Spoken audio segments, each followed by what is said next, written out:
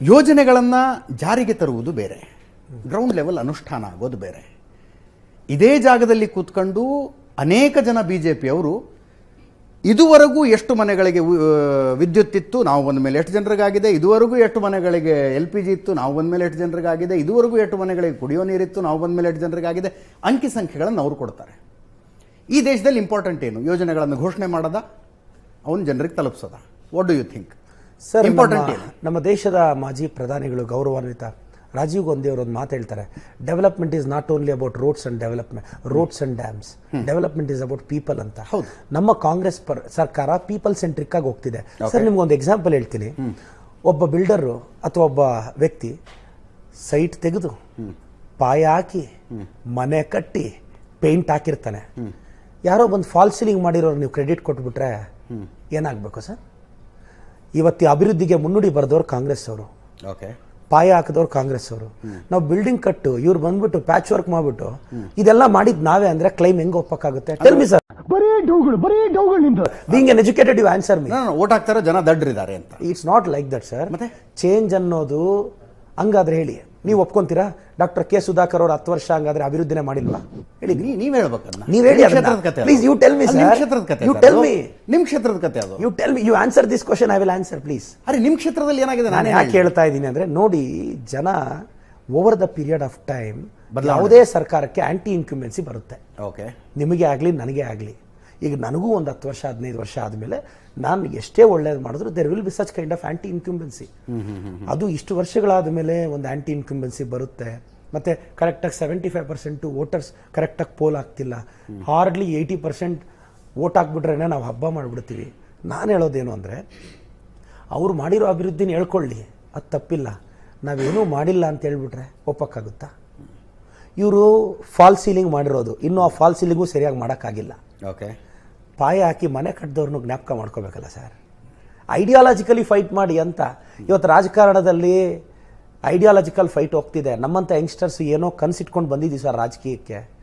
Personal targets ಆಗುತ್ತೆ. ನೀವೇನಾದರೂ ಮಾತಾಡೋಕ್ಕೆ ಹೋಗಿ ವೈಯಕ್ತಿಕ ವಿಚಾರಕ್ಕೆ ಬಂದುಬಿಡ್ತಾರೆ.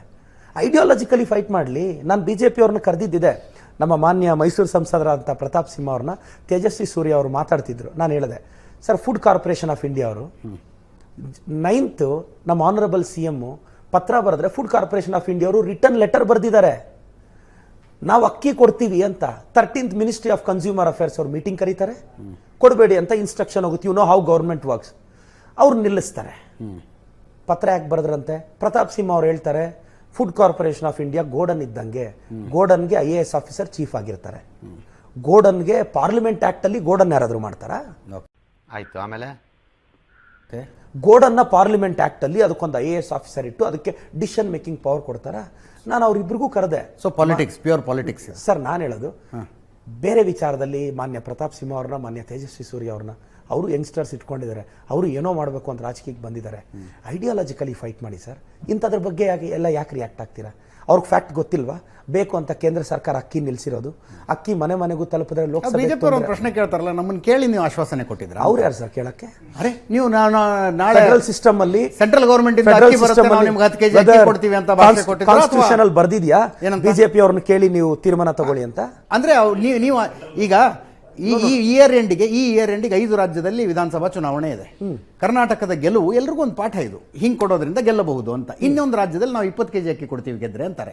ಸೊ ಕೊಡುವ ಜವಾಬ್ದಾರಿ, ದುಡ್ಡು ಕೊಡ್ತೀವಿ, ಅಕ್ಕಿ ಕೊಡುವ ಜವಾಬ್ದಾರಿ ಕೇಂದ್ರ ಸರ್ಕಾರದ್ದು. ಸರ್, ನಾವು ಈ ಮ್ಯಾನಿಫೆಸ್ಟೋನ ಬಿಟ್ಟಾಗ BJP ಅವರು ಮ್ಯಾನಿಫೆಸ್ಟೋ ಮಾಡ್ತಿದ್ರಲ್ಲ, ಅವರು ಡಿಕ್ಲೇರ್ ಮಾಡಬೇಕಾಗಿತ್ತು. ನಾವೇನ್ ಬೇಡ ಅಂದಿದ್ವಾ? ನಾವೇನ್ ಕೇಳ್ಕೊಂಡಿದ್ವಾ? It's not like that. Because there kind of politics. ಅವ್ರದ್ದು ಇಲ್ಲಿ BJP ಅವ್ರನ್ನ ಕೂಡಿಸ್ಕೊಂಡು ಇದೇ ವಾದ ನಾನು ಮಾಡಿದ್ದೀನಿ. BJP ಅವ್ರು ಬಂದಾಗ ಇದೇ ವಾದ ನಾನು ಮಾಡ್ತೀನಿ. ನನ್ನ ಪ್ರಶ್ನೆ ಇಷ್ಟೇ, 10 kg ಅಕ್ಕಿ ಕೊಡ್ತೀನಿ ಅಂತ ಘೋಷಣೆ ಮಾಡುವಾಗ ಕೇಂದ್ರ ಸರ್ಕಾರವನ್ನು ಕೇಳಿದ್ರ ಅಂತ ಒಂದು ಪ್ರಶ್ನೆ ಬರುತ್ತೆ BJP ಅವರಿಂದ. ಫಸ್ಟ್ ಬಡವರಿಗೆ ಅಕ್ಕಿ ಕೊಡಬೇಕು ಅಂತ ತೀರ್ಮಾನ ಮಾಡಿದ್ದೆ ನಮ್ಮ ಕಾಂಗ್ರೆಸ್ ಸರ್ಕಾರ. ಫುಡ್ ಸೆಕ್ಯೂರಿಟಿ ಆಕ್ಟ್ ನ ಫಸ್ಟ್ ತಂದಿದ್ದೆ ನಾವು. Congratulation brother. ಆವತ್ತು ಫುಡ್ ಸೆಕ್ಯೂರಿಟಿ ಆಕ್ಟ್ ಅಲ್ಲಿ ನಾವೇನು ಹೇಳಿದ್ವಿ? 65% ಆಫ್ ದ ಪೂವರ್ ಪೀಪಲ್ಗೆ ಅಕ್ಕಿ ಕೊಡಬೇಕು ಅಂತ ನಾವು ತೀರ್ಮಾನ ತಗೊಂಡಿದ್ರೆ, BJP ಸರ್ಕಾರ ಬಂದು ಶಾಂತಾರಾಮ್ ಕಮಿಟಿನ ಹಾಕುತ್ತೆ, 40% ಗಿಳಿಸುತ್ತೆ. ಯಾಕೆ? ಬಡವ್ರ ಮೇಲೆ ಇವರು ಕಾಳಜಿನೇ ಇಲ್ವಾ? 40% ಯಾಕೆ ಇಳಿಸುತ್ತೆ ಸರ್? ಹಂಗಾದ್ರೆ ಬಡತನ ಕಡಿಮೆ ಆಗಿದ್ಯಾ ಅಂತನಾ? Whether they have a report. Shantaram ಕಮಿಟಿನ ಅಕ್ಸೆಪ್ಟ್ ಮಾಡಿದ್ರು. ಪ್ರದೀಪ್ ನೀವು ಕೇಂದ್ರ ಸರ್ಕಾರವನ್ನು ದಾಳಿ ಮಾಡುವಾಗ ರಾಜ್ಯ ಸರ್ಕಾರವನ್ನು ಇದಕ್ಕೆ ಸಿಲುಕಿಸ್ತೀರಿ. ಯಾಕಂದ್ರೆ ಈಗ ನಮ್ಮ ಆಹಾರ ಮತ್ತು ನಾಗರಿಕ ಖಾತೆ ನಾಗರಿಕ ಸರಬರಾಜು ಸಚಿವರು BPL ಕಾರ್ಡ್ದಾರರ ಪಟ್ಟಿ ಪರಿಷ್ಕರಣೆ ಮಾಡೋದಕ್ಕೆ ನಿಂತಿದ್ದಾರೆ. ಹೊಸ ಕ್ರೈಟೀರಿಯಾ ತಂದಿದ್ದಾರೆ. ಹಾಗಾದ್ರೆ ಕರ್ನಾಟಕದಲ್ಲಿ ಬಡವರ ಸಂಖ್ಯೆ ಕಡಿಮೆ ಆಗಿದೆಯಾ? ಸರ್ ನಿಮ್ಮ ಹತ್ರ ಕಾರ್ ನಾವು ಇಂತಿಂತ ಕ್ರೈಟೀರಿಯಾ, ಸರ್ ನಿಮ್ಮ ಹತ್ರ ಬೆನ್ಸ್ ಕಾರ್ ಇದೆ, ನೀವು ಬಡವರಾ? ಹಂಗೆ ಕೇಂದ್ರ ಸರ್ಕಾರ ಮಾಡಿದ್ರೆ ತಪ್ಪು ಅಂತೀರಾ? No yes, on what criteria? Please go and read the Shantaram committee. ನಾನು ಯಾಕೆ ಹೇಳ್ತೀನಿ ಅಂದರೆ, ಇವರು ಪ್ರೋ ಪುವರ್ ಇಲ್ಲ. ನಾನು ಹೇಳ್ತಾ ಇರೋದು ವಿ ಆರ್ ಪ್ರೋ ಪುವರ್. ನಾವು ನಿಜವಾದ ಹಸಿದವನ್ನ ರೀಚ್ ಮಾಡಕ್ಕೆ ಹೋಗ್ತಾ ಇದ್ದೀವಿ ಸರ್. ನಾನು ಹೇಳ್ತಾ ಇದ್ದೀನಿ ಸರ್, ಪಕ್ಷದ ಶಾಸಕನಂತಲ್ಲ, ಬಡತನದ ಎಕ್ಸ್ಪೀರಿಯನ್ಸ್ ನಮ್ಗೆಲ್ರಿಗೂ ಇದೆ. ಈ ಯೋಜನೆಗಳ ವಿಚಾರದಲ್ಲಿ ಬಿಜೆಪಿಯವ್ರು ಯಾಕೆ ರಾಜಕೀಯ ಮಾಡಬೇಕು? ಈಗ ನಮಗೆ ಮ್ಯಾಂಡೇಟ್ ಕೊಟ್ಟಾಗಿದೆ ತಾನೆ, ನಾವು ಗೆದ್ದಿದ್ದೀವಿ ತಾನೆ. ಇನ್ನು 5 ವರ್ಷ ನಮ್ಮ ಸರ್ಕಾರನ ಬಿಜೆಪಿಯವ್ರ ಕೈಯಲ್ಲಿ ಮುಟ್ಟಕ್ಕಾಗಲ್ಲ. ಹೌದು, ಅಷ್ಟು ನಂಬರ್ ಇದೆ ಅಲ್ವಾ? ಇದೆ. ಇಷ್ಟಿದ್ದಾಗ ಬೇರೆ ವಿಚಾರದಲ್ಲಿ ರಾಜಕೀಯ ಮಾಡೋದು ಬಿಟ್ಟು ಇದನ್ನೇ ಇಟ್ಕೊಂಡು ಕೂತ್ಕೊಂಡ್ರೆ, ನಾನು ಬಿಜೆಪಿ ಸಂಸದರಿಗೆ ಹೇಳೋದಿಷ್ಟೇ ಸರ್, ಈ ಅಕ್ಕಿ ವಿಚಾರದಲ್ಲಿ ನೀವು ರಾಜಕೀಯ ಮಾಡಬೇಡಿ. ಬೇರೆ ತುಂಬ ಇಶ್ಯೂಸ್ ಇದೆ. ಈ ವಿಚಾರದಲ್ಲಿ ರಾಜಕೀಯ ಬೇಡ. ನನ್ನಂತ ನಿಜವಾಗ್ಲೂ ಬಡತನದಿಂದ ಬಂದವರಿಗೆ ಇದು ನೋವಾಗುತ್ತೆ. ನಾವ್ಯಾರು ಬೇರೆ ವಿಚಾರದಲ್ಲಿ. ಈಗ ಕೇಂದ್ರ ಸರ್ಕಾರ ಒಂದು ಮಾತು ಹೇಳ್ತದೆ, ಈಶಾನ್ಯ ಭಾರತದ ರಾಜ್ಯಗಳನ್ನು ಹೊರತುಪಡಿಸಿ ಉಳಿದೆಲ್ಲ ಕಡೆಗಳಲ್ಲೂ ತಿಂಗಳಿಗೆ 5 kg ಕೇಂದ್ರ ಸರ್ಕಾರದಿಂದ ಏನು ಬರ್ತಿದೆ ಅಷ್ಟೇ, ಹೆಚ್ಚುವರಿ ಅಕ್ಕಿಯನ್ನು ಕೊಡುವುದಿಲ್ಲ. ದಟ್ ಈಸ್ ದ ಪಾಲಿಸಿ ಅಂತ ಅವ್ರು ಹೇಳ್ತಾ ಇದ್ದಾರೆ. ಈಗ ನಾಳೆ ದಿವಸ ಮಧ್ಯಪ್ರದೇಶದಲ್ಲಿ ಚುನಾವಣೆ ಇದೆ, ರಾಜಸ್ಥಾನದಲ್ಲಿ ಚುನಾವಣೆ ಇದೆಯಪ್ಪ. ಮಧ್ಯಪ್ರದೇಶದಲ್ಲಿ ಕಾಂಗ್ರೆಸ್ನವರು, ರಾಜಸ್ಥಾನದಲ್ಲಿ ಕಾಂಗ್ರೆಸ್ನವರು, ನಾವು ಅಧಿಕಾರಕ್ಕೆ ಬಂದ್ರೆ 20 kg ಅಕ್ಕಿ ಘೋಷಣೆ ಮಾಡಿದ್ರು ಅಂತ ಇಟ್ಕೊಳ್ಳಿ. So what is your thing? ಕೊಡೋ ಜವಾಬ್ದಾರಿ ಕೇಂದ್ರ ಸರ್ಕಾರದ್ದು ಅಂತನಾ ಸರ್? ಆ ಕಾನೂನು ದಯವಿಟ್ಟು ಫುಡ್ ಕಾರ್ಪೊರೇಷನ್ ಆಫ್ ಇಂಡಿಯಾದಲ್ಲಿ ಏನಿದೆ, ರಾಜ್ಯ ಸರ್ಕಾರಗಳಿಗೆ ಅವ್ರ ಡಿಮ್ಯಾಂಡ್ ಪ್ರಕಾರ ಕೊಡಬೇಕು ಅಂತಿದೆ. ಡಿಮಾಂಡ್ ಪ್ರಕಾರ ಸ್ಟಾಕ್ ಇದೆ ಸರ್, ಸ್ಟಾಕ್ ಇತ್ತು, ನಾವು ಇದ್ದಿದ್ದಕ್ಕೆ ಕೇಳಿದ್ದು. ಈಗ ಇವರು ಅದನ್ನ ಪ್ರೈವೇಟ್ ಪಾರ್ಟೀಸ್ಗೆ ಕೊಡಕ್ಕೆ ರೆಡಿ ಇದ್ದಾರೆ. ಎಥನಾಲ್ ಪ್ರೊಡಕ್ಷನ್ಗೆ ಡೈವರ್ಟ್ ಮಾಡ್ತಿದ್ದಾರೆ ಅಕ್ಕಿನ. ನಾನು ಹೇಳ್ತಾ ಇರೋದು ಸರ್, ನೀವು ಇಲ್ಲದೆ ಇರೋ ಸ್ಟಾಕನ್ನು ಕೊಡಬೇಡಿ, ಇದರಿಂದ ಫುಡ್ ಕ್ರೈಸಿಸ್ ಆಗಲ್ಲ ಸರ್. ರಾಜ್ಯ ಸರ್ಕಾರದಲ್ಲಿ ನಮ್ಮ ಮುಖ್ಯಮಂತ್ರಿಗಳು, ಉಪಮುಖ್ಯಮಂತ್ರಿಗಳು ಒಂದು ತೀರ್ಮಾನ ತಗೊಳ್ಳುವಾಗ ನಮ್ಮದು ಒಂದು ಥಿಂಕ್ ಟ್ಯಾಂಕ್ ಅಂತ ಇರುತ್ತಲ್ವ ಸರ್. ನಾವು ಸುಮ್ಮನೆ ತಗೊಳಕ್ಕಾಗಲ್ವ? ಅರ್ಥಶಾಸ್ತ್ರದ ಬಗ್ಗೆ ಅರಿವೇ ಇಲ್ಲದೆ ನಾವು ತೀರ್ಮಾನ ತಗೊಂತೀವ?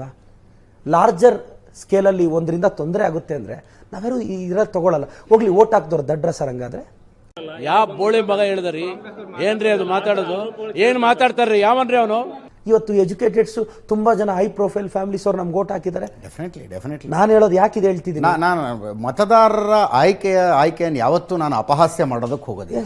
ಯಾವತ್ತು ಯಾರನ್ನ ಆರಿಸಿದ್ರು ಕೂಡ ನಾನು ಇನ್ನೂ ರಾಜಕೀಯಕ್ಕೆ ಹೊಸಬ. ನಾನು ಯಂಗ್ಸ್ಟರ್ ಇದ್ದೀನಿ. ನಾನು ಕಾಂಗ್ರೆಸ್ ಪಕ್ಷದ ಸಾಮಾನ್ಯ ಕಾರ್ಯಕರ್ತ. ಬಿಜೆಪಿಯಲ್ಲೂ ಯಂಗ್ಸ್ಟರ್ಸ್ ಪ್ರತಾಪ್ ಸಿಂಹ ಅವರು, ತೇಜಸ್ವಿ ಸೂರ್ಯ ಅವರು. ನಾನು ಹೇಳ್ತಾ ಇರೋದಿಷ್ಟೇ, ಇಶ್ಯೂಸ್ ಮೇಲೆ ಮಾತಾಡಿ ಸರ್. ಈ ಯೋಜನೆಗಳ ಮೇಲೆ ನಿಮಗೂ ಗೊತ್ತು, ಇದು ಪ್ರತಾಪ್ ಸಿಂಹ ಅವರ ಆಂತರ್ಯದಲ್ಲಿ ಅವ್ರಿಗೂ ಗೊತ್ತು, ತೇಜಸ್ವಿ ಸೂರ್ಯ ಅವ್ರಿಗೂ ಗೊತ್ತು, ಇದು ಬೇಕು ಅಂತ. ಇಂಥದ್ರ ಬಗ್ಗೆ ತಾವು ರಿಯಾಕ್ಟ್ ಮಾಡಬೇಡಿ ಅನ್ನೋದು ನನ್ನ ಅಭಿಪ್ರಾಯ ಅಷ್ಟೇ.